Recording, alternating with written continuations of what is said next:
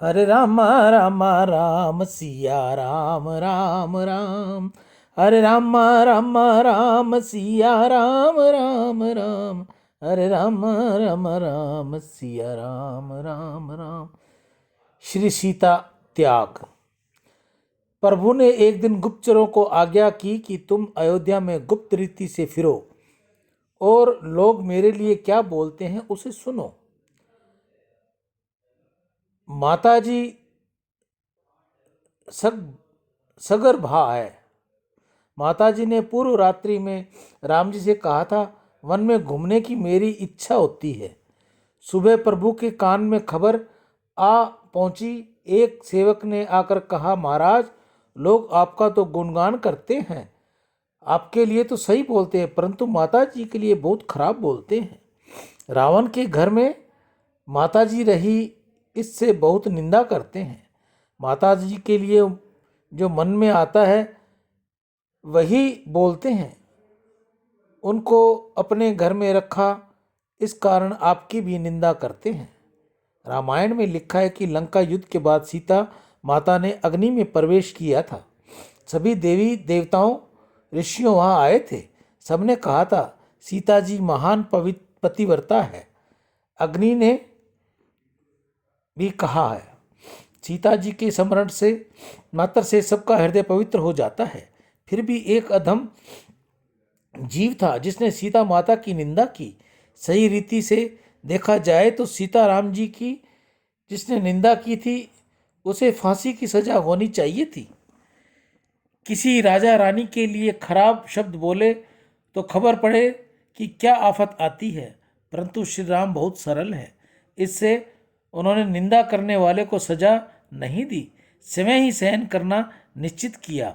राम जी जानते हैं कि यह कलंक मिथ्या है, सीता जी निर्दोष हैं, फिर भी उन्होंने निश्चय किया कि कलंक दूर करने के लिए सीता जी का त्याग करना ही पड़ेगा।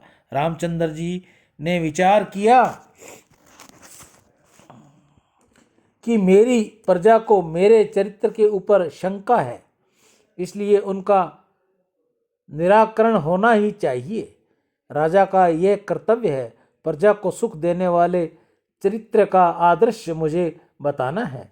मुझे जगत को शब्द से उपदेश नहीं करना, मुझे तो शुद्ध चरित्र का ज्ञान देना है। राम जी बहुत व्याख्यान नहीं देते, बहुत कम बोलते हैं। राम जी शब्दों से ज्ञान नहीं देते, क्रिया से ज्ञान देते हैं। राम जी की प्रत्येक क्रिया उपदेश में है। प्रभु ने लक्ष्मण जी को बुलाकर कहा, लक्ष्मण लोग चाहे जैसा बोलें, तुम अपनी भाभी को रथ में बैठाकर घोर जंगल में छोड़ आओ। लक्ष्मण जी को बड़ा गुस्सा आया। सीता जी मैं लक्ष्मण जी का मात्र भाव है। लक्ष्मण ने पूछा, मेरी माँ के लिए ऐसे वचन कौन निकालता है। लक्ष्मण जी सीता जी की निंदा करने वाले को सजा देने के लिए तैयार हो गए। राम जी ने कहा, लक्ष्मण क्रोध न करो, शांत रहो। मैंने बहुत विचार पूर्वक ये निर्णय लिया है। तब लक्ष्मण ने कहा, मेरे भाई यह काम मैं नहीं करूँगा। सीता जी मेरी माँ है, यह आप यह काम किसी दूसरे को सौंप दें। राम जी ने कहा, लक्ष्मण तुमको ही यह काम करना पड़ेगा। तुम्हारे गीता गंगा गौ माता की जय। दान से अंतःकरण की शुद्धि होगी, वह भगवत कृपा मिलेगी। दान दाताओं में आज दर्शन राठी, सनोप विठलदास राठी अकोला ने अपनी माता स्वर्गीय अन्नपूर्णा राठी की याद में गौ सेवा। अशोक कुमार जी अडवाणी गौ सेवा। ब्रजलाल जी कोल जम्मू से गौ सेवा। अमृता जी भट्ट, प्रेमचंद इंगला इंदौर, अश्विनी पांडे मुंबई, राधा रानी एंड सुभाष चंद्र फ्रॉम बेंगलोर, मनोज सिंह तंवर फौजी, अनीता दत्ता बालोत्रा। आज इन भाई बहनों की गौ सेवा रही।